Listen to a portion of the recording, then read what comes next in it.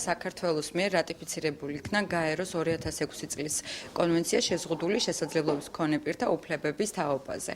კონვენცია გარკვეულ ვალდებულებებს აძლევს სახელმწიფოს იმისთვის, რომ შეზღუდული შესაძლებლობის მქონე პირების ინკლუზია და ჩართულობა გაიზარდოს ყოველდღიურ ცხოვრებაში მათი ღირსების, პატივისცემისა და თანაბარი შესაძლებლობის უზრუნველყოფის ფონზე. ქვეყანას აყენებს ძალიან დიდი გამოწვევების წინაშე.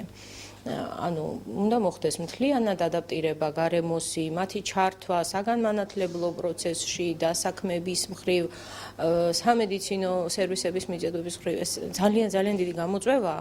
ამიტომ ასეთი შეხვედრები ახლაც და შემდგომშიც იქნება ძალიან აქტუალური.